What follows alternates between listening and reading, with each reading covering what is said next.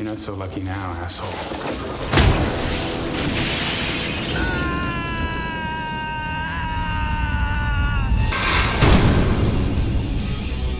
See, but Billy Ray was the only one that really knew where the diamonds were. Yeah! Hey, Billy Ray, Frankie sings his grief. Now you have them. I want them.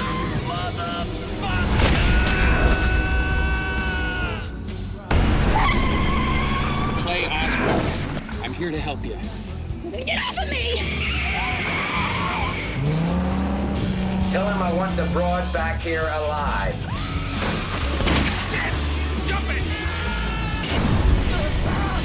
Boss called in Drago. He must want him bad. That's quite an outfit. When in Texas, I dress like a Texan. All right, fight!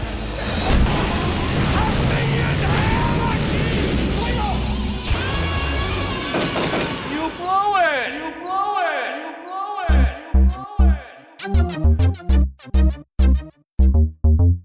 it! Welcome to You Blew It. This is the show where we watch turd sandwiches in HD so you don't have to. Reliving our childhoods, one Blu-ray disc at a time. I'm Roden, and across the Roden Family Fun Center for me right now is Thunder. Let's really emphasize turd sandwich on this one. This is quite I've said this before. This is the worst movie we've watched in a while. Yeah. Like Action U.S.A. 1989. Okay. So this movie was one of the ones, it's a Vinegar Syndrome. It was on sale, and it was one of these batches that I ordered, I don't know how long ago. I've been sitting on this movie for a long ass time.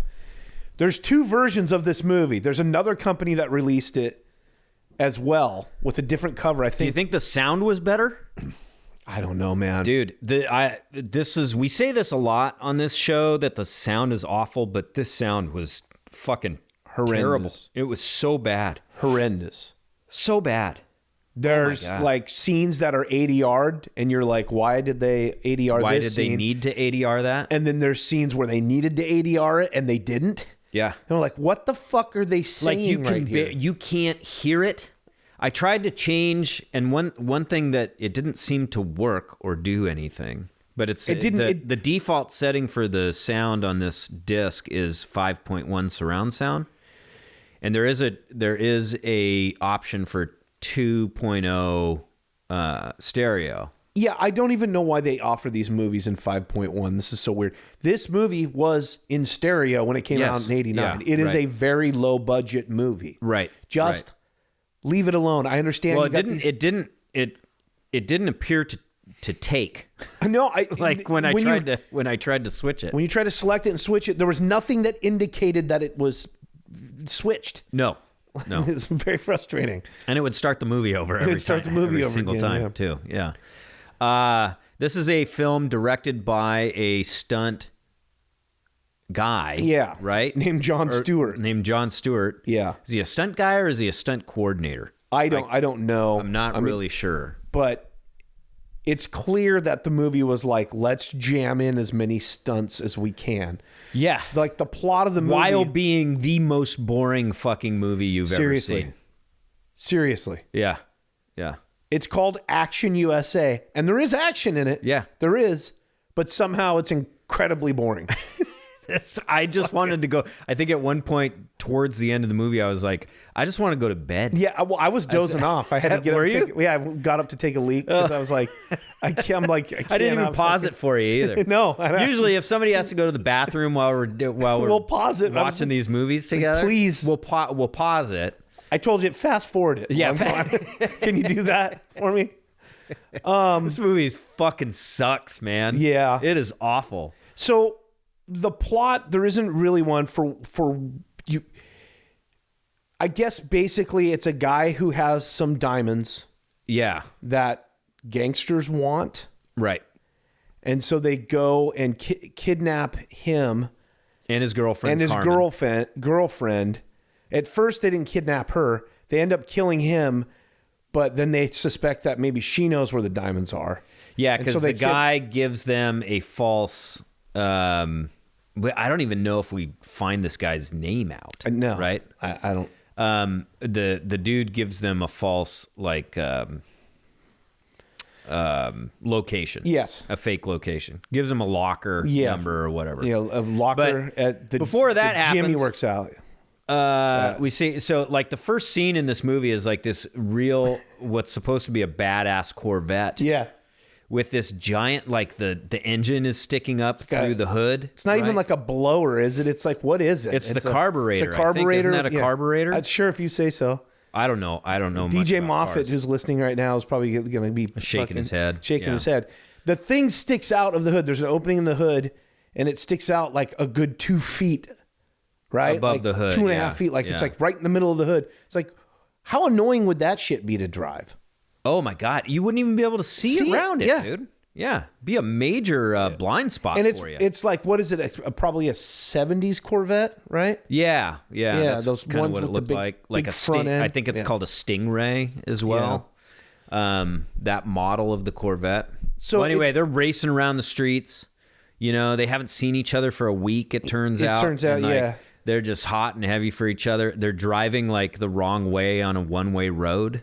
In these roads that look like... it looks like Everett. It does. It looks like Everett or like Bellingham. Yeah, right. You know, right. like, turned out to be Waco, Texas. Waco, Texas is where they made this. Texas, yeah. Which I guess is equally as boring. Their suburb streets. Exactly. That they're going through. So a couple of things they really like doing in this movie is where they mount that camera really low on. It's either on a car or a motorcycle or something. Yeah. Because when it does create that sense of speed. I mean, when this was first done was probably like Road Warrior or Mad Max or whatever. Right. And they really and this movie's made in 89. So it's well after Mad Max or whatever. But they do it a ton. They do it right at the beginning when this Corvette's racing around the neighborhoods of Bellingham,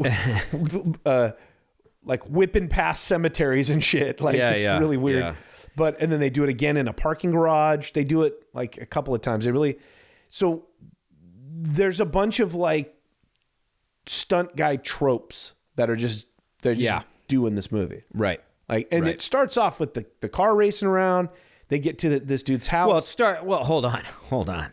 Let's talk about the nude scene. That's what I was saying. Oh, were you getting there? I was going to say they give it to you. They give it to you fast and quick. Like within the first 5 minutes, there's a car racing around. The dude's drunk driving. He's got a gun in his like small of his back, in his butt. Yeah. And then you get to his house and he immediately starts fucking his girlfriend. That's got to be the most uncomfortable place. He was sitting on it. Yeah. In the car, in the Corvette. Right. Most uncomfortable spot for a fucking revolver. Yeah. That terrible. The muzzle of the gun is like seated into your butt crack. Yeah. Like the top of your butt crack. Yeah. That's got to be like, first of all, stinky gun. You want your gun to smell like ass? You really want your gun to smell like ass? The barrel's just been fucking nestled between your cheeks, like the very top on of a your hot cheek. Waco, Texas day with like your ass crack hair. Yeah. And you're just fucking just shoving it in there by sitting on it in a Corvette Stingray. God. So they end up getting to his house and immediately get to fuck, and you see her tits are out. Yeah. And then these two guys barge in. Right. One of them who looks like Freddie Mercury, the one who played Live Aid. Yeah. You know, short hair, mustache, but on steroids. Yes. That's what this guy looks like, one of the dudes. And this is just all set up to they're trying to get these diamonds from this guy. So what do they do? Well, we don't even know that. They don't. You don't now. You can't hear them talk. You know they want something. They're like Frankie wants his stuff or whatever. Frankie wants his stuff. So they drive to a helicopter, get in the helicopter so they can hang him off the helicopter. Yeah. Yep. Like, why? They're holding him by his pant leg. Were they supposedly taking him to Frankie? Again, we couldn't hear the dialogue. You can't hear any of the dialogue. They literally are. They've recorded the sound in the helicopter. Yeah, you couldn't hear it. While the helicopter was, running. You could not hear a damn thing. You could just slightly hear it. Even if you crank up the volume, you can't hear it over the helicopter sound. Yeah. It's ridiculous. It's terrible. Yeah. They hang him out of this helicopter, and then they fly over. They're like trying to get the information from him. I think he yells something like "lucky number 12" or something like that. Yeah, something like that. Yeah. And then they drop him into a lake. He swims over. All the while, his girlfriend Carmen, is like racing around in this Porsche, following the helicopter, and she scoops him up from the lake. Yeah. He takes over. They drive off. The helicopter runs out of gas. Yeah, and has to land in the road. And then the two gangster guys steal a Mercedes-Benz from this nice old couple that's driving down the road. And they chase down the Porsche, and then they shoot the dude. And just as they do that, 2 FBI agents roll up. Right. And the gangsters think they have the information, and they go off to find whatever they're looking for somewhere. That's right. Yeah. This whole stunt out of the helicopter too. Yeah. To explain. So the guy is like, imagine if you were trying to you had your back to the door of the helicopter, and then you just leaned back, right? So you're facing out. And it's so stupid that what they're so the guy is headfirst hanging out on his back, right? And the guy is supposed Freddie Mercury over the skids, and so his lower part of his back is on a skid. Clearly, that's probably where they attached him to this thing. Yeah, I would imagine. And the Freddie Mercury guy is holding his pants, like the bottom of his pant leg. Yeah. Like one on each side of his pant legs, gripping the pant legs at the bottom, like around. Just one leg. Just one leg. Yeah. And the dude's supposedly holding him the whole time. Yeah. Conservatively, they're up in the air for 20 minutes. They show this thing they're so in love with the fact that we watched some of the supplemental material or whatever. Yeah. And they're like, we got the mayor to shut down downtown Waco. This is a crazy story. So we could do this stunt. Yeah. Yeah. So the director, Jon Stewart, has this interview. It's a terrible interview, by the way. But he's explaining how they did some of this stuff, and he's like, "Yeah, we didn't even write that. Yeah, it wasn't even written." He kept saying shit "Of course it wasn't." Yeah, of course it wasn't. We can all fucking tell. Yeah, you didn't even have a fucking sound guy up there. Yeah, and so they rented this helicopter, and he met the mayor, and he put the mayor and the mayor's daughter in the movie. I don't know who they are or who they play. Yeah. In the movie, and then the mayor just shut the town down so that they could fly this thing through the city. Yeah, and they love it, but it's not that impressive of a stunt. No, it's not at all. It's okay, whatever. It's 89, I guess. Whatever gets your dick hard back then is lots of car chases, hanging from a helicopter. Tons of explosions in this movie. Yeah. Tons of people on fire. It's basically you're watching the stunt spectacular at Universal Studios. Yeah, but interspersed with super boring, not funny. Oh my God. Not good acted scenes. Yes. Yeah. Yeah. That's it. That's pretty much it. There isn't much to say about. We got to talk about these 2 FBI agents. So the FBI agents are basically come to find out are the leads in the movie. Yeah, and it's a total play on Riggs and Murtaugh or whatever. Yes, from Lethal Weapon. Right, and they're the fucking worst. They're not just they're so bad at their jobs. Yeah, they're terrible. And it's not like the movie is playing on that. It's supposed to be funny how bad they are. Yeah. No, it's written so poorly that they're just fucking terrible. Yeah, they're just terrible. And they're terrible. And not to mention that the 2 actors playing them, they're fine. There's just no chemistry between them at all. Right. And the rest of the movie is effectively them with this girl. Right. Trying to get her to to other FBI agents, but also trying in to like Dallas or something. in like right? Dallas, and then also trying to find these diamonds, and they're basically like, do you? Yeah, so we find out it's diamonds. Yeah, we find out it's diamonds. Sorry, and she doesn't really know, but she's like, well, he said some things, and so Yeah. they're kind of trying to piece it together. Again, like he said something about this ranch. There's a lot of stuff where they just drive past places. Yeah, and they're like, my boyfriend said something about this Double D Ranch or Yeah, whatever and then they it is. stop there and like, oh, he said something about a fucking water tower or whatever. And what was it? A windmill. And so the dude climbs up there and, oh, look, he found the fucking diamonds. That was fucking easy. Yeah. That was yeah. like, so the whole time. But the bad guys are always showing up in the same spot. Yeah, they're in Texas, for Christ's sakes, and somehow they just continue to bump into the bad guys. Right. Like, and the bad guys are following them, and they go and get this apparent, like, some sort of specialist named Drago. Well, yeah, we're not there yet. I know. So, there's a number. I want to talk about a couple of these, these car chase scenes. Okay, please. Because, like, we're watching one right now. It's happening right now. Yeah. The streets are completely empty, right? But for some reason, we have the boyfriend, who we don't know his name. Yeah, I don't think we know his name. And is it Cameron or Carmen? Carmen's boyfriend. Cameron Mitchell is in the movie. We can get to that later. Yes. He plays Frankie. Yeah. But Cameron's boyfriend decides that it's a good idea to just drive up onto the sidewalk. Because, again, it's the fucking Miami Vice. It's every stunt trope ever. But when they zoom out, there's no reason for them to be on the fucking sidewalk. And they swerve a whole bunch. Yeah. They're swerving all over the place. It's like, dude, just stay. The shortest distance between 2 points is a straight line. I know. Right? Yes. You keep on swerving, you're going to be going slower. Yeah. There's no reason to be going slower, man. Like, just go as fast as you possibly can. But it's really cool when the car drives in places that the car's not supposed to drive, man. It's super cool and fun to watch. And then when the first explosion, is it a... Yeah. It's an explosion. Like, there's an accident between an RV and a bus. A school bus.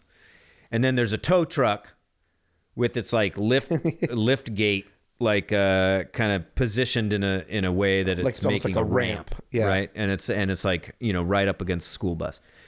And so the boyfriend thinks it's a great idea, like, so we're gonna jump this we're gonna slate this fucker. Yeah, we're gonna jump this school bus. Yeah, this will solve all of our problems. I have to say, like, when this tiny ass Porsche launches over the school bus, it lands on the top of a bunch of cars and it just like as it goes Jesus over Christ. the school bus, you realize there's a whole line of cars on the other side, waiting to get there, and it just end over end fucking crashes into like six cars. And somehow they both survive, no problem. But the gangsters are right on their tail, and so then they just drive straight through the RV, and the RV totally explodes, disintegrates, and then explodes. Boom, right? Yeah, pretty great. Yeah, it's actually good explosion. Yeah, and it was really cool the way that car jumped and landed on those other cars. Yeah, totally. So they capture the girl and the guy. They end up killing the dude. Then we get the FBI. The FBI shows up, and then so the rest of the movie, is the two FBI agents with her trying to take her to the drop-off point and continually fucking up. Continually bumping into the bad guys. That's it. That's the fucking movie. This movie sucks. This movie sucks. It's clear the guys that made it were like, okay, we got to make something that will make people want to rent it on VHS, right? Like, so you think so? Yeah, I mean, I think anybody who makes a movie like this, like, because I mean, obviously it's a low budget movie, but it wasn't that low. It couldn't have been that low. Yeah. Like with all the stunts that they did and everything like that. Well, I think it's the coordination and you get enough stunt guys together and they've shot enough movies, they're probably going to be pretty damn competent at it. They're shooting it in Waco, Texas. So I mean, probably you're right. Probably most of the money, whatever they had, went to all the stunts, right? But don't you think like gonna try to, make the biggest and best movie they possibly could. They probably weren't thinking, it's just going to be on video. Let's just try to get people to rent it. Oh, I'm sure. I've never heard of this. Like, there was nothing on this. Not a canon movie. It's nothing. It's like, this is a real independent movie. Did you recognize any? No. At the beginning of any studio at all, like Vestron or any of these? Nope. No. Nope. So that's true. I think that's it was a good point. Pretty independent. I think they jammed all this stuff in there, so when the trailer, if you saw the trailer, especially in '89, you'd be like, "Holy shit! Look at like if you're someone who's buying videos to rent at your video store, what I'm saying is like the guys that own the store, sure, they get all these industry rags that are trying to pitch them these movies to buy and put on the shelves, right? Like, this is tailor made for that. Like, you watched the trailer and they probably got 3 or 4 copies of this.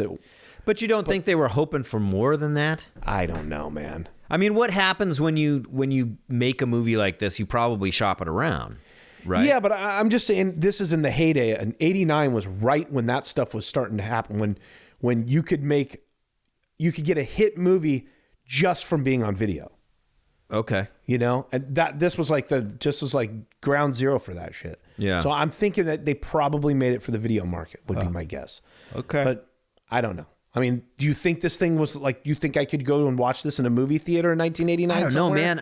The more of these fucking movies that we watch, the more, and like watching like the extras with the director talking about it or the actor that was in it or whatever. And they all think it's the fucking, man, we were breaking new ground. And we were, I don't think the guy said we were breaking new ground. We were doing something like just so amazing. Like, we were really changing the game. That guy did not, Jon Stewart did not say anything like that. By the way. And the British feller that was interviewing him, the only thing he said was Waco gave it. What? Wait, what? Waco gave it a cool, what did he say? I don't know. Not a vibe, but like an ambiance. Shooting it in Waco, Texas really gave it an ambiance. It fucking looked like any bullshit small town America in 1989. Yeah. I don't know, man. I feel like people that make movies like this, every time you hear them talk about it, they always seem to think it's more than what it is. Wait a minute here. Okay. You know what I mean? Yeah. Of course. Well, I mean, there's a sense of pride that comes along with something that you've made and that you've accomplished and stuff like that, which I totally get. But sometimes it's just like, you gotta be, you're fucking lying to yourself at one point. I mean, and here's the thing with a company like Vinegar. Do you know what? Does that make sense? It does make sense. Okay. It does make sense. You gotta at least let us know that, hey, I know this is hot garbage. I know this is dog shit. But you know what? It was amazing that we got it made anyways. And it was successful on home video or whatever. That's all I want. I just want to see an interview where somebody's just like, yeah, this was hot fucking garbage. Yeah. And we all knew it was hot fucking garbage, but it was super fun. We had a great time.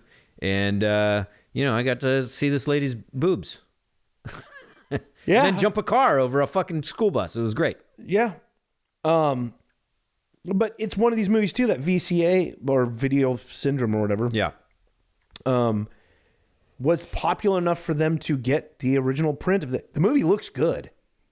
It looks good. It's like cleaned up really nice. Yeah. It's like, it looks good. Yeah. But they don't do that they do it to like, obviously cult movies and weird straight to video B movies. That's like kind of Vinegar Syndrome's deal. Right.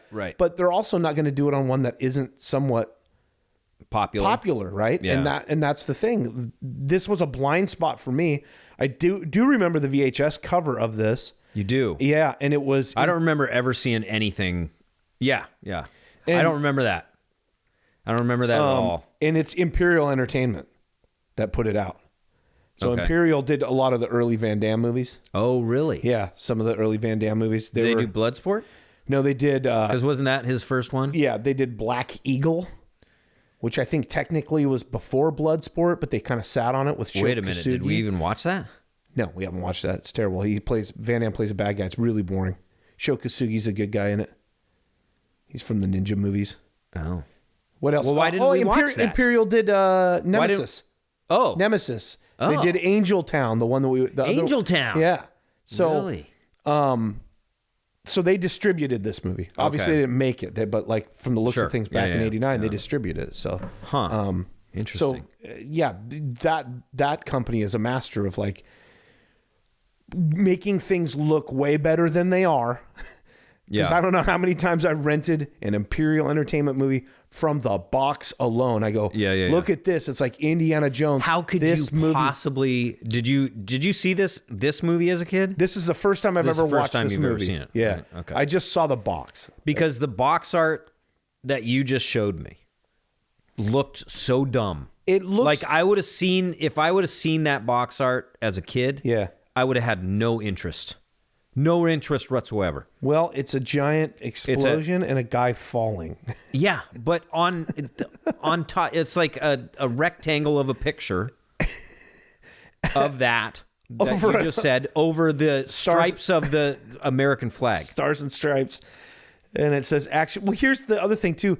They name it Action USA. Yeah. So there is no point in the movie where other than just action scenes, they're basically there's not telling enough of them to be called Action USA. And like the movie itself is basically the title is a commercial for what you're in for. Yes, which is kind of again, explosions, car chases, tits, guns, squibs, explosions, guys on fire launching off of a bridge into the river to be put out. Right. Like shit like that. Yeah. But yet somehow boring. So boring. Boring. So boring. Yeah. So the main character, Osborne, this FBI agent, who's like, turns out he's like a Vietnam vet. Where did that end up? Where do they say that? He says somewhere like was that when I was he peeing? saw action. He was a ranger or something like that. He's terrible. Yeah, he's fucking awful. Well, like he obviously didn't fucking learn anything in the army. He gets his ass kicked by the bad guys ass kicked constantly. So much. Yeah. And so does his partner. Yeah. He looks like Panama. They call him his partner's name is Panama. That's like a running thing. So why is your nickname Panama? Yeah. Who named you that? I've been working with him for 2 years and he just hasn't told me. This guy, what'd you say his Osborne? Osborne. He's played by Gregory Scott Cummins, who is the actor that plays Mac's dad in It's Always Sunny in Philadelphia. He also plays one of the kind of shittier detectives on that show Bosch, which is on Amazon. Well, back then, at this time, he looked like a cross between a fish and a human. Yeah, he's kind of got a merman fish look to him. And then kind of Richard Dean Anderson a little bit. Yeah. A little bit like very MacGyver. odd looking person. Very odd looking dude. At this age. Yeah. Like as he aged, he aged into his face. His face doesn't look as odd anymore. But yeah, very strange looking dude. Yeah, he was. Yeah. But also kind of gave off like Mel Gibson vibes a little bit. Like the haircut. Maybe just the haircut though. Yeah. Like probably just the haircut. Yeah. And he wears an army flak jacket. Yes. The entire. Which I think Mel Gibson wears throughout the first Lethal Weapon. I think you might be right. Yeah. It's been a while since I've seen it. I just watched it over Christmas. Yeah. Yeah. It's a good movie. Because technically it takes place during Christmas. Sure. Yeah. Yeah, the guy's strange looking, odd looking. Yeah. And just, again, worst fucking... I mean, there's so many times where they could have just killed the bad guys. Yeah, and they just, like, leave. They just leave the scene, and then they're back in their car, and you're like, what are they shoot at the bad guys, and then they get in the car, and they take off. That's pretty much every scene. Like, they end up, like, shooting at each other. Nobody hits anybody. They both get into cars, and they take off. Yeah. They end up at some point. They end up at Gillies, which is the giant Texas honky tonk bar. Yeah, that's in the movie Urban Cowboy. Right. And I don't know why I said cowboy all weird. How many square feet was that place? 70,000. 70,000 square feet. Biggest bar in the world. Could hold 6,000 people. That's insane. Can you imagine going to a place like that? No, it would suck. It'd be weird. Like, you'd be like, there's no way you'd lose your friends all the time. Oh, yeah. Yeah, it's especially terrible. if it was packed. You'd be like, where are you at, dude? Right. Well, back then you didn't even have a phone, so you couldn't. Yeah. Couldn't even like text them, dude. Yeah.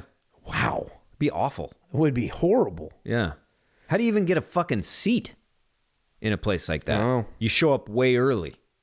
Well, there's room for 6,000 people. I think you could find a seat probably. I don't know, man.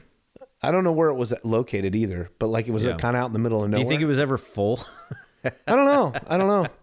But it burnt down in 89. No, it burnt down in 90. No, sorry. It closed in 89.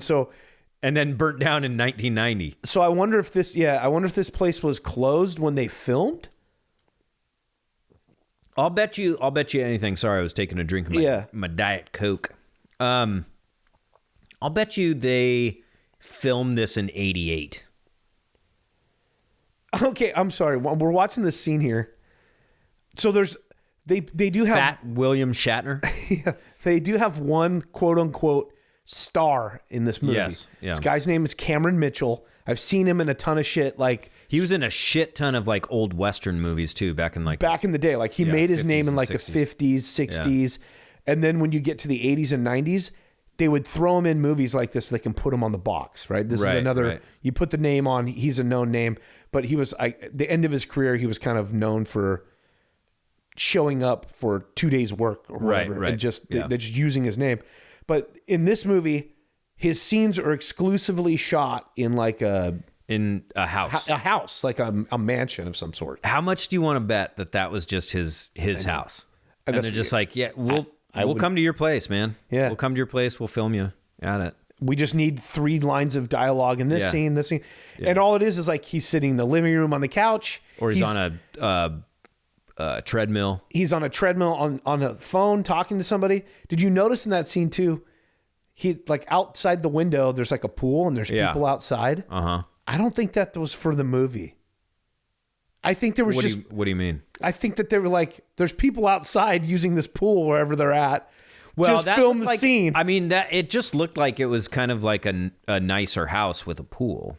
But I know. But what I'm saying is, there's like people out there like talking amongst themselves on the pool. Didn't you notice? Like, standing around the pool. I don't think those are extras in the movie. I think that whatever was going on at his house, party guests over. I think so, dude. I think so. Like, well, we're having a dinner party, or no, I'm having a family reunion at my house. How long will this take? Oh, 20 minutes. 20 minutes. It very much seems like that. And then he just goes away, by the way. Yeah, They never make it back to Frankie with his diamonds. They don't even talk about like. Nope. Meanwhile, the bad guys apparently know. Well, so the 2 original gangsters get killed, right? They die. That's right. They shoot one the guy that looks like Freddie Mercury. That's right. Right, because he breaks into the hotel room, tries to grab Cameron, and then they shoot him. And then they get in a car quickly, right? And they take off, and the other guy chases them, right? And then they do another jump. They jump this gap, and the other guy can't. The gangster guy can't make the gap, and he fucking just burns to death in a ball of flames. What is that? That's the what are those things called? It's like the thing. It's a T2. big drainage ditch. It's like in T2 almost. Yeah. It's concrete. A giant drainage swale. Yeah, he blows up in there and set on fire and goes running. He's just on fire, like walking down this drainage pathway, shooting his gun into the air. Yeah. That was pretty good. It was pretty good. Yeah. But kind of boring. But boring. Yeah. Boring. Like, wow, so that there's should be 2 impressive. new guys. Somehow I'm not impressed. Yeah. There's 2 new guys in a red Barracuda car. Yeah. And they're at an airport. They work directly for Frankie. We come to find out. Yeah. And they're waiting for this guy Drago to show up. and Drago's in a stunt plane, which I thought was going to come back. Yeah, like I thought we were going so to see too. that stunt plane do something. They do this whole reveal shot where it's like this. It's like a Learjet, a little Learjet, and people are coming off, and they're like, "Is that him? No." And then the jet like taxis out of the way, and behind the jet is like a prop stunt plane. Yeah, and he's like, and he climbs out of it in a giant duster and a huge cowboy hat. And yeah, I've seen that actor before. Yeah, me too. In things, I just couldn't place him. But what was weird is they make it sound like, oh, Drago's coming, or Drago, or however they say it.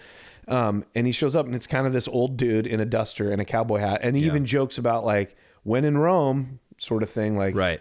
The dialogue is fucking terrible. Terrible. Dude. There's a scene where they're all three of the bad guys are driving in the car, and they're just talking about like, yeah, like, you know, we need to do this job, get these diamonds back, because I need to, you know, pay for my mom, like her health care and stuff. Yeah. And where would we be without our mothers? Where would we be without our mothers? And I think it was supposed to be like kind of a funny little bit, like these two. Yeah, but it's not funny. It's just like, what the fuck is happening? Like, what is going on here? And the two old guys, so Drago and this other guy that's constantly chewing gum in the movie. Yeah, to the point at which he has like slobber on the corners of his mouth. And they keep having these weird dialogues, like, and then the other guy who's quote unquote the young guy learning to be, basically a hitman or whatever they are. Yeah. He's kind of bumbling, and they kind of ignore him. But these two guys have these weird dialogues that are always like about their mothers. There's one about like start talking about this dirt ball that we all live on, and they're like talking about life. It's weird, man. It doesn't work. It doesn't work at all. Drago, they build him up, and he looks like who do you think? The guy kind of reminds me of the dude, the bad guy in Harry and the Hendersons, only if he shaved his beard. The bad guy. I can't even think of it, dude. Can't even think of it. Just not tough looking. No. And his duster and his hat doesn't make him, and his cowboy boots they don't make these guys are not tough. There's nothing tough about them yet. No. These guys talking like, you think you sent Drago after us? Like, oh yeah. It's like, this is the guy? Yeah. Actor's name is Ross Hagen, by the way. And it looks like he was in an absolute ton of old probably same fare. Well, it looks like he was in a bunch of like Old West television shows. Well, maybe he and Cameron Mitchell both worked on some of those shows together. Maybe. Yeah. The Big Valley. He was an actor. Oh shit! I used to watch The Big Valley. 1965 to 1969. Yeah. And then Daktari? What is that? There used to be like a Power Hour on the weekends. Popular American family drama series that aired on CBS from 66 to 69. Centered around Dr. Marsh Tracy. There was a time in the 80s where they would show Big Valley and Bonanza back to back. Do you remember that? They have reruns of those shows. Dude, I hated Old West stuff. I hated it too. I was never interested in it. I didn't watch it. Nothing. I'm not saying I watched it. I'm saying I remember there would be like on Channel 11, they would have a Power Hour of like back to back Big Valley and Bonanza. I never watched it, and it always pissed me off. I'm like, whenever it was on, cartoons are over, and this bullshit's on. This crap's on. Yeah. Like what am I getting? Oh, now I got to go outside. Fuck this. Yeah. Yeah, no, that's what would go through my mind. Like every time something like that would show up. Oh, fuck. Little House on the Prairie? What the fuck? Oh, I loved Little House on the Prairie. Oh, hated it. Me and my hated younger brother, we watched the shit out of Little House on the Prairie. I couldn't stand that stuff.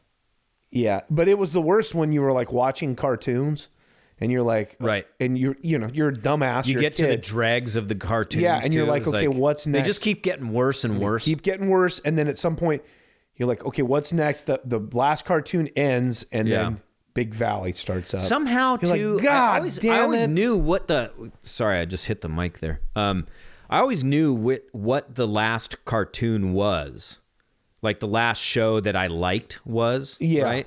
But I would always, there's something in the back of my mind was like, maybe it'll be different. Different this time, yeah. It's going to be different this Saturday. Well, and it never was. Well, never was. I can say that like there were many times where I showed up like, okay, let's see what's on Transformers. Oh, it's just gone. Like that was classic too. Where like, oh yeah, where it was like there's a different show in that time slot. Yeah, now? You're like, what the fuck? What? Well, I guess that's that. Yeah, that was always the case. Like Voltron came out for a minute. I was like, this Voltron shit's cool. Oh, it's gone. Oh, it's gone. Where'd it go? Oh, it's just done. Yeah, that's gone. Yeah, that's what happened to me in Mask. I used to love the show Mask. Yeah. Mask was great. I had the toys. I had some of the toys and stuff. Where'd Mask go? Why is Mask not on anymore? And you couldn't check anything. You couldn't check anything. There was no internet. No. So you're just like, you're maybe Brian knows. Yeah. You start asking people at school, hey man, hey, what happened to Mask? What happened to Mask? Well, I heard. It's like, no, okay. We didn't even, did you guys get TV Guide ever? No. We got it for a hot minute. My mom and dad had TV Guide. Really? But there was one that came in the Everett Herald because that was our newspaper. Well, yeah, we would get it in the Herald, the Kitsap Herald. And it would have this TV Guide insert thing that you'd get like. But it didn't give you any information on the shows. It just gave you the time. It just gave you the It just gave you the times if the stations were accurately reporting to them. So like that's true. Channel 11 is like that. Yeah. Fuck, we don't. They're not making Mask anymore. We got to pivot. We got to throw something in here. Right. Do you think they were like, okay, rewrite the schedule and quickly send it to the Everett Herald? So everyone knows. Exactly. Right. Do you know? This is fuck. What a loser I was. So when I was probably like 13, I watched the Miss Teen USA pageant on TV. Yeah. And one of the. It was the wannabe TV guide that we had that came in the Everett Herald. They had one of the weeks, I think after she won, a picture of her on the cover of this thing. I cut the cover out and hung it on my wall. What a sad fucking state that is, man. Okay. Super hot. That just made me think of something real fucking embarrassing that I did that I'm about to just tell you all about. I love that we've gone from this movie sucks so much. I don't even want to talk about it. I don't want to talk about this movie. This movie is so fucking bad. It's so bad. I don't want to talk about it. We'll come back and tell you how the movie ends. But okay, so what is your embarrassing story? So when Batman came out, Tim Burton's version, 1989. Yep. Same year as this movie, by the way. Okay. Look at how much better. Okay. Think of that. The same year that Batman came out was the summer that I was going from 6th grade into 7th grade. I remember it vividly. Yeah. You're claiming that this thing came out in theaters somewhere? This thing also came out the same year. I went to the Everett Mall to see Batman, and this was playing like at the 4 through 10 or whatever. Yeah.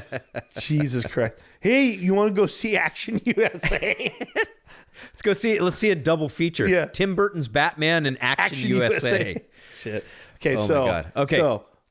Oh, by the way, Osborn was in Batman Returns. Oh, really? Yes, as one of the Penguin's kind of what do you call it? Like jesters or whatever. Oh, really? He was in the weird acrobatic scene. Yeah. Anyway, so when that movie came out, they had the trading cards. Oh, I remember those. Yeah, right? Tops made them. Yeah, and I loved that movie so much. I was buying the cards and everything from the Indianola Country Store. What'd you do with Vicky Vale? What's going on? So I cut out Kim Passenger. I cut out Vicky Vale's picture in this, and I put it into my photo album that I had.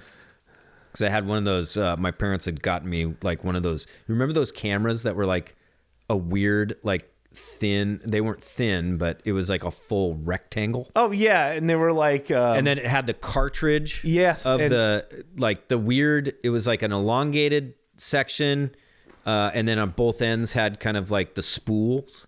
Yeah. You know? Yeah. and you just put that cartridge straight in. Yep. It I know made exactly it so what you you're didn't talking have to like take the film out and then put it in. Like when you took a picture, real camera. it would move to the next. Yeah. You film had to and you had to spin That's the right. dial You'd to spin it. get It would, it. yeah. Those cameras, the best way I could explain them would be like a smaller VHS tape. Yes. That you would hold. Yeah, totally. Like up to you have a, like on it's one like ice cream. It was like an ice cream sandwich. It was like an ice cream sandwich. On one end, it had like you could the viewfinder, and then no zoom, no nothing. You just look through it. It had a flash on the other side. I know exactly what you're talking about. My mom had one of those cameras. And anyway, so I had one of those cameras. My parents bought me like this big photo book that I could put all my photos in. And in one page, I had cut out Vicky Vale from the card, and I put her in there. And I would show it to other kids and be like, "That's my girlfriend." You'd seriously say that? You would? Yes. You would seriously say that? Yes. So that would make you you how old? Because I'm 5 years younger than you are. Okay. Right? Aren't I? Is it 5 or well, is it okay, only 4? I'm 49. You're 49. Just turned 40. I'm 45. Okay. You just turned 49, so I am 4 years younger than you. Okay, so you were I was you were already like 9. You were like 9. You were 8 or 9 years old. Yeah. And you're telling you're not one of my finest moments. You're telling friends that this 30-some-year-old woman is your girlfriend. Right. Didn't think about it that way. Yeah. You know, when I was 9. But I want to say that I had a couple kids on the line. Come on. Like, they were Bullshit. younger. They were younger. So I went through a moment there when I had Miss Teen USA, and by the way, it's okay for me to say that I had Miss Teen USA on my wall. You were probably younger than she was. Yeah, she was like 17 or something like that, and I was 13, 12, 13, whatever. But then I really went on a heater because then when the Evergreen Fair would go down, I'd go and get all those bikini chick posters. I had one with Tracy Lords. I was just gonna bring that up, dude. I was probably the same. I was probably like only 10 when I had fucking Tracy Lords in Calvin Klein underwear on my wall, and my mom was just, she was like,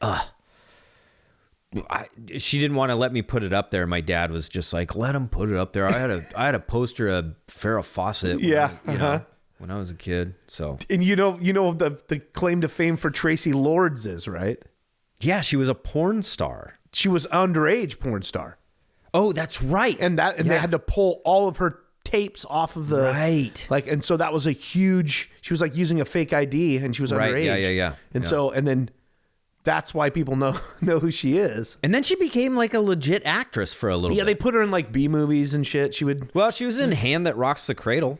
No, she was not.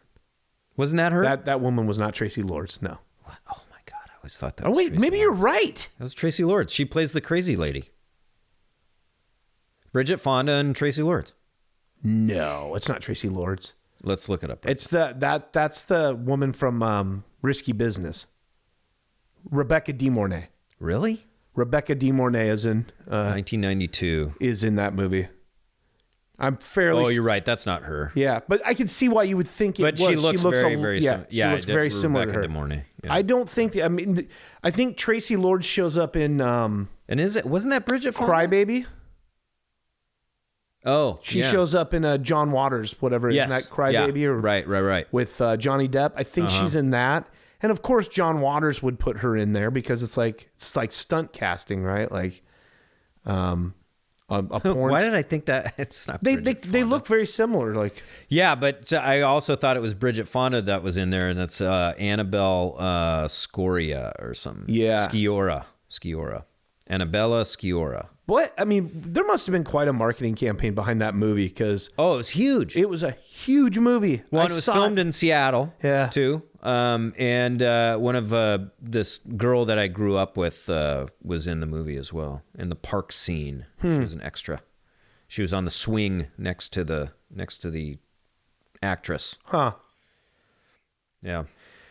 So Anyway. yeah, I went through that phase too. I would go and you could throw darts at like to pop balloons, and then you'd or you would try to throw it straight at the poster that you wanted. But I remember like I was like, oh man, I didn't want that poster, and the dirt bag behind there's like, which one do you want? I was like, I wanted that one, and it's like hauling ass or whatever, and it's like a bunch of chicks in bikinis like with their asses, and he was like, here you go. I'm like, that's all you had to do? That's all I had to do? I got so many Marvel posters from those too, like comic book shit. The thing that was always crazy too was that was always kind of like behind the times there too. You know, like you'd be like, oh, there's movie posters, but the movies would be like a couple years old. Yeah. Like the music that they were playing on the rides and shit were like, it was all hair metal. It was all like hair metal. Yeah. And hair metal at that point was kind of going out. Phasing out. And it's like, why aren't they playing like any of the new grunge or anything? You know, but it just wouldn't feel right if it wouldn't feel right. You're right. It would not feel right. It wouldn't. But as a kid, I'm like, why are they playing cool new music? Because, you know, you're a fucking stupid kid. Yeah. But God, I had so many of those posters, calendars. Mm-hmm. Going by like bikini, those like Sports Illustrated wannabe bikini calendars. Oh yeah, because I think the Sports Illustrated bikini issue like really it blew up, and so you just had a ton of stuff kind of ripping it off, right? There was all these bikini magazines. I don't know if that was much of a rip off. I think that kind of stuff has existed. Yeah, maybe you're right. I just remember like when the bikini edition of Sports Illustrated was like the thing to get every year when it came out. Blaine Beecham always got it. He always knew. Well, I always remember the kids that had a subscription to, or their dad who had a subscription to Sports Illustrated. Always remember that. Yeah, because when the bikini issue would come out, or the swimsuit edition, that's right, came out, it was just like, whoa, you know. Yeah. I mean, that was big doings. Yeah, big doings. Yes, it was. Yeah. Yes, it was. Yeah. Okay, back to Action USA. So really, when they show up to Gillies, which is the big bar we talked about, there ends up being like, of course, a giant fight. But these lame-o guys, first of all, everyone there's racist. Completely. Because, you know, he shows up. Panama, well, we didn't explain this. Panama is black. Yeah. He's a black man. And he's the only black guy in Gillies. Yeah. And so... And at first I couldn't tell if it was like everybody was giving him weird looks because he was in a suit and a tie. Right. Or if it was because he was black. And it was obviously because he was black. Yeah. And then some guys come over and just start beating the fuck out of him. Yeah. Yeah. And they call him boy. And they call him boy. And he doesn't fight back. Yeah. You know? Why not? I don't know. But then later he punches... a fucking FBI agent. He punches the shit out of some dude later. This whole scene was shot weird too. Yeah. Went on way too long. Way too long. Like most of the shit in this movie. Yeah. She gets up and starts singing for no reason. See, okay, this is the part that started to piss me off too, is because Carmen, yeah, just seems like a fucking moron.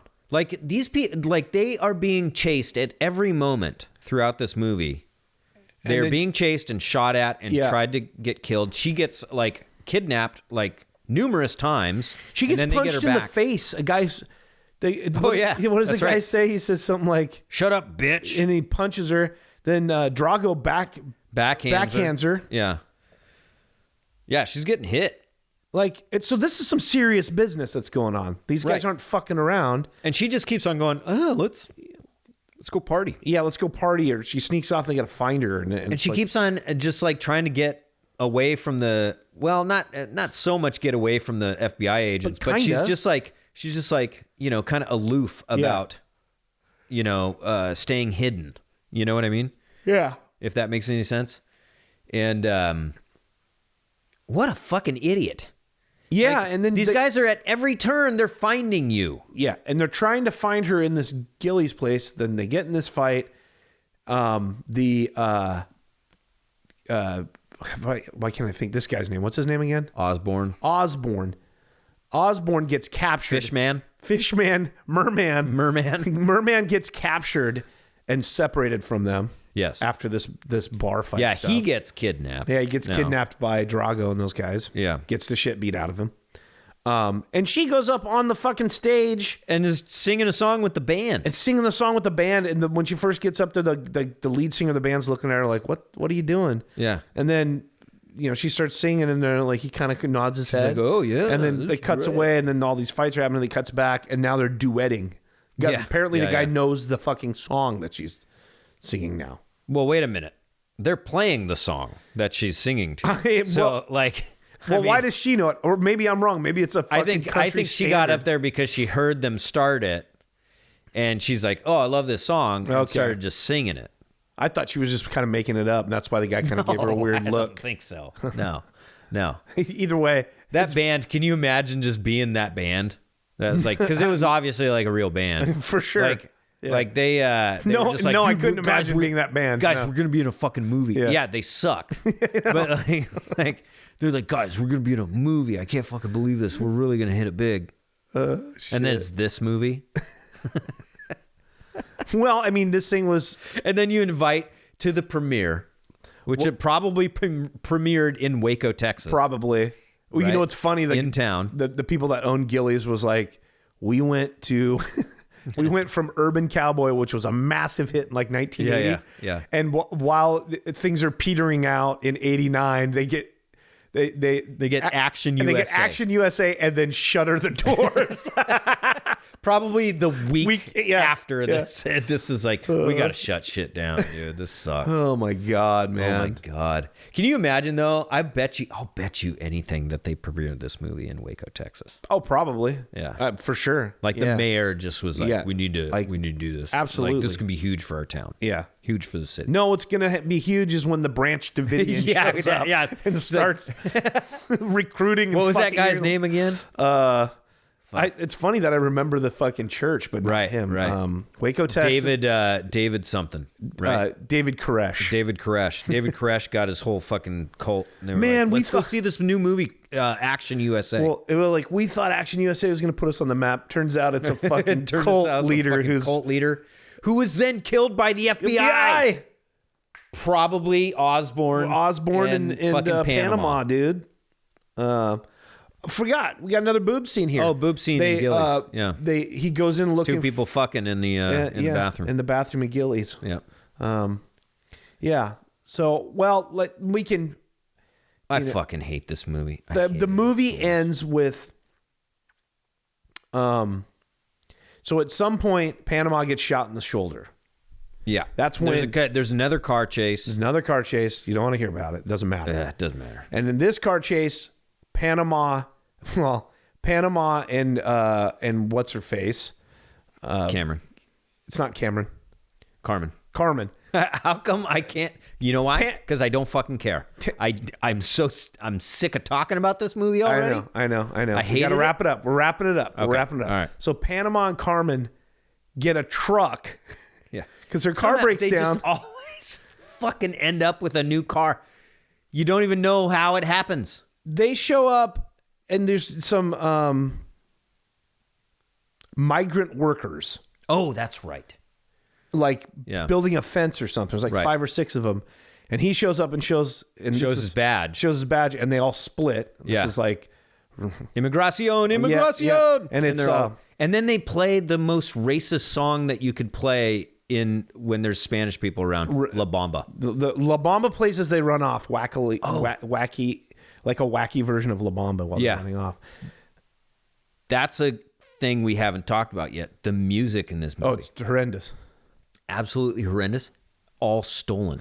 Yeah, there's a song that sounds like James Bond theme. It sounds like James Bond. That they play constantly, but then they just kind of change around the part of the song that goes do do do do do. Yeah, they don't really have that part. It's the rest of it. It's like, but they do. It's just changed a little bit. Yeah. Yeah.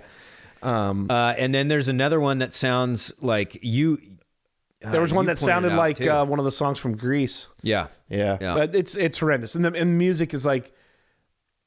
And then some is just like this wacky music that they'll play when they're trying to do like a serious scene with Frankie, the head Frankie the tough guy, and it's just playing like goofy, wacky music. It's playing clown music. Yeah, it's weird. What the fuck were they thinking, man? They weren't. No. And we're watching now. They're showing the scene when she gets done singing. 2 gentlemen help her off stage, and the entire room makes a tunnel for her to walk through and clap and cheer her on. And she wasn't great. No. Like, that's the other thing. No. The guy singing, the actual band there, not great either. No. She comes up, not good. And this place is loving it. They're just like, standing ovation. Yeah. They give her a tunnel like she's the fucking 89 bulls running out to... Or she just got married. Yeah, or she just got married, yeah. Anyway, so they get this truck basically from these workers because she can speak Spanish and she's hot. Yeah. They're awesome. These guys are they just give her the truck. They're like, you can have the truck. And so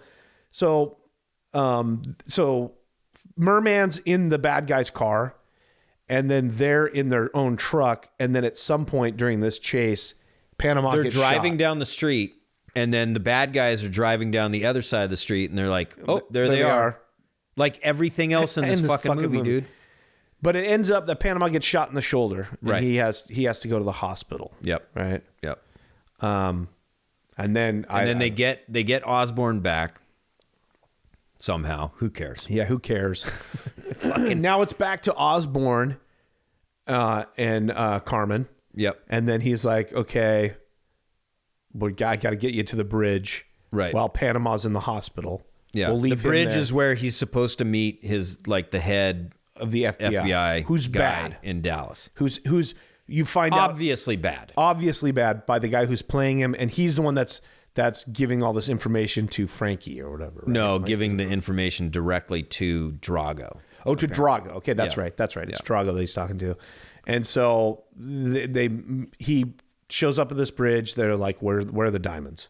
Yeah. And he's like, I don't have them. Right. Yeah, I forget. He's not going to tell them or whatever. Yeah, it does. Or doesn't he has them? Drago shows up and it's like, wait a minute, you guys are working together. All this bullshit. Yeah. And oh man, he's got so the head of the FBI guy, he's got some henchmen. He's got henchmen there, and he's got Panama in a car down by the river. It's loaded with dynamite. Yeah, with TNT, and he's got a switch. He's got a switch in his hand. And he's like, "Give me the diamonds, or I'm going to blow up your partner." Blah blah blah blah blah. Anyway. Carmen makes a Molotov cocktail. Carmen makes Molotov cocktail. Fucking takes the truck and drives down the road and they're like, "Oh, it's that bitch." Yeah. And Drago, what does he do? Drago he's on a motorcycle. Twat. He calls her a twat. He does. What was his line when he backhanded her? That was what I was going to make the line at the end of it. Like, God, I can't remember. It was pretty shocking. It got the biggest laugh from me because whatever he yells he's like, and then backhands her. Because there's a fight scene before they get that truck. Right? Oh my God, man. Where you don't even see where they get it from, how they get into it. There's a fight where scene do they get this in from? like the in this building, building that's being built. Terrible scene between Osborne and Drago. And it is such a horrible fight scene. Yeah, and so Drago's bad. But Drago keeps on saying these things. He's like, and kick you down low. And it's like all ADR. Yeah, it's all ADR. It's like, oh, kick you hard, you little pussy. You know, it's like, that's so fucking funny. And it's that was the best part of the fucking movie. That was the best part of the movie. Poorly shot fight scenes. He just horrendously and then shot. Carmen grabs this like board with nails sticking through it and like hits him in the back. He's like, God damn, there are nails in that. And then he just falls to the ground, and then it's like cut. Next scene, they're in a different truck. They're in an all-new truck. And they left him. And they left him there. They didn't kill him. They didn't kill him. They didn't like handcuff him. Nothing. At every fucking turn in this movie, it's just like, nah, we're just going to let this guy be alive. And we'll have a run-in with him later again. Obviously, he's going to figure out where we're at somehow, and we'll run into him. Yeah. So fucking stupid. So anyway, Fucking so hate she this comes movie. speeding by, and then Drago's like on a motorcycle, if I remember correctly. And he Yeah, comes because racing towards her. Osborne took a motorcycle from some guys that were Yeah, some riding motorcycles in a field. Oh Yeah. my god, who cares? Who cares? Fucking cares. So, so what she does is she goes driving past, throws this Molotov cocktail. It hits one of the cars. This car explodes. Yeah. And 2 guys are on fire, and they jump off the bridge into the water. Yeah. And then when Drago gets on the bike, I forget what she The does. FBI guy, the head honcho FBI guy, the bad FBI guy, shoots Drago in the back with a MAC-10. Oh, that's right. That's right. How could I forget that? Yeah. And then his shit explodes too, and he gets launched off, and his boot's on fire when he launches off the bridge. Yeah, so everybody's dead. Everybody. But then he explodes. He lets go of the pressure switch, and it explodes the car. Yeah, right when he's shot. And so they think that Panama's dead, but Panama got out of the car. And then it's like, And then it turns out Osborne still had diamonds in his pocket. yeah, they're like, all the diamonds went in the river with Drago, and then he's like, well, not all of them, and he like pulls out a little handful of them in his pocket. And then him and Carmen make out. Yeah. For they obvious reasons. do. Yeah. Because who doesn't like making out with Fishman? Yeah, and they were so With an aquatic creature. Yeah, half man, half aquatic creature. and they were so the tension in the movie and the charisma between the two of them. The entire time you're like, oh man, they're gonna get together. It was so thick you couldn't even cut it with a knife. So well done. Yeah. So well done. So and they ADR as they walk, like as this car burns and all these people lay dead, they're like walking off, and it's ADR'd over them having a discussion about like. And then there's just Well, 2 partner? rando dudes that are in a boat that are obviously fishing. That are in the just like- river below, and they're just like, you could see them like Looking- looking up at the bridge, like, what the fuck is going on up there? What is going on? We're just 2 guys who live in Waco, and we like to fish this river. Yeah. The fuck. What the fuck is going on up there? Yeah. And End. that's Action USA. Roll credits. Fuck this movie. Fuck you for making me watch this movie.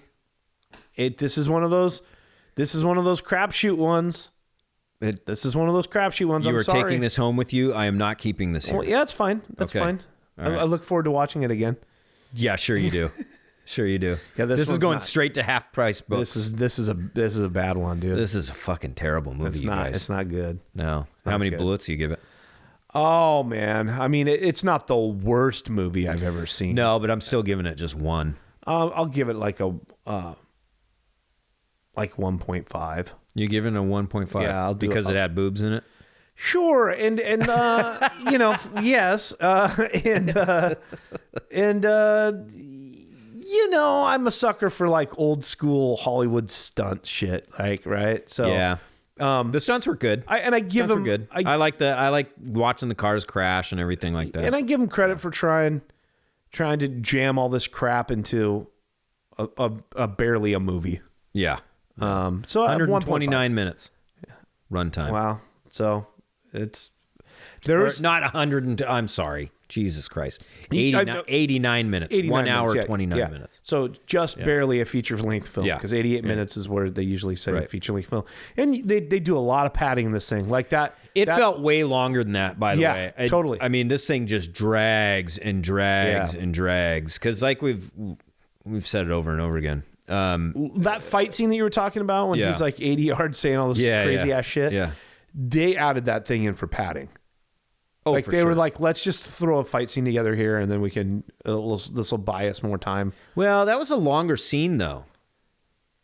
But it just was so poorly shot. I think that Yeah. I think they tacked it on like where, because it's like they're randomly in that building, and then like, and then it's just the 2 of them alone. I think it was all It's a vehicle weird. to get the other guy, because like the younger guy, the younger bad guy, right, gets punched out of a window, Yeah. and then they show him fall over and over and over, again. yeah. And then he lands on top of a car. And then he lands which on is a top of the car classic. and dies. Yeah. Yeah. But it just seems like there's a lot of like they stretched this taffy very thin to make it a feature length film. For sure. And boy, did they love doing like those little like turns in the car. Oh yeah, Where yeah. you slam on the brake and like Like you're know, going in reverse and then you whip the car around. Yeah, you whip the car around. They do it like 5 times. Oh, I'd say they do it more than that. It's got to be more than that. I mean, they're constantly in new cars and in chase scenes. There is a scene in this movie, and the director talked about how they had the mayor let him blow up a house in Waco, and so they have a car drive through the corner of the house. It's obviously a derelict house. Like it's clearly an abandoned house. Yeah. Like, but they didn't dress it up at all. No, but they try to make it seem like the owners of the house are like sitting out in their front yard, like partying. But it's just like a patch of dirt and a couple of weeds growing around them and stuff. So they drive through the corner of this house, and then the house, like straight up, just fucking huge explosion, massive explosions, and there's really other houses around it. Yeah, like that's what's kind of crazy. That look like in better shape. You know, like people probably actually lived in them. Yeah, they're like. Hey, Terry, get out here. They're going to blow the house up across the street for that movie. Let's be going to watch this. Yeah, some guy runs he's run off the road and he goes in a station wagon, just like hits the corner of the house and the house just fucking explodes. It explodes, yeah, from a car running through the corner of the house. So I don't know, but whatever they loaded it up with and blew it up with, it did look cool. I mean, you gotta give them that much. That's true. That's true. That's it. That's Action USA, ladies and gentlemen. I always wonder in movies like this, what do you wonder? What do you wonder? If there are anybody who's listening, I doubt it, who are listening and are like, oh man, dude, I loved Action USA when I was a kid. Fuck, man, they didn't like it? That sucks. Because clearly there was people out there. That's why this movie got re-released on Blu-ray special edition. Yeah. Because there's people out there who like Action USA, which it blows my mind. Well, but if you saw this when you were a kid, I saw this when I was a kid, I probably would have enjoyed it. Yeah. And like the movie that we watched a long time ago called Ice Pirates. I don't even remember because I saw it as a kid, I wanted to watch it again and see it through the eyes of an adult. Yeah. Right? And I could see that happening with a movie like this. Yeah. Totally. Yeah. Totally. But man, seeing this for the first time through the eyes of an adult, that ruins everything. Yeah. You know? Yeah. For a movie like this, because it is shit. Yeah. And Ice Pirates is shit. Yeah, I forgot we did Ice Pirates. I couldn't tell you a damn thing about that movie. I remember the cover of the movie when I was a kid. I thought it looked really cool. Well, we can do it again because I own it. We might have. You sure we did that movie? Yes, we did. Yeah. It may have been one of the ones that was lost at the. Yeah, after the it's hack. not. It's not on our website. That's for sure. So. All right. Anyway, yeah, 1 Blu It for me. 1.5. 1.5 for me for Camaro Kev over here. And send us an email if you've seen Action USA. I would love to hear who may have been into this movie. SOD.podcast@gmail.com. By the way, you're right. I didn't realize that this guy was shot that was driving the Barracuda or whatever. Yeah. In this one scene. The old guy. But what I just noticed now. Chewing gum constantly. This might be the first movie I've ever seen this done before.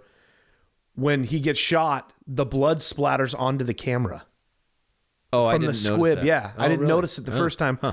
But like I was like, oh, that's actually, I wonder if they did that on purpose or on accident. You know, because they started doing it all the time in movies. Oh, yeah. Yeah. But all right, yeah, there you go. Send us sod.podcast@gmail.com. If you've seen Action USA, if you're a fan of Action USA, God love you. We want to hear from you. God love you. God bless you. God bless. All right, dialogue. Do it. I don't know. I wish I could remember what he said before he backhanded that bitch. Get out, you twat. You know, something like that. Cut, print. What did he say? I can't remember. Who cares?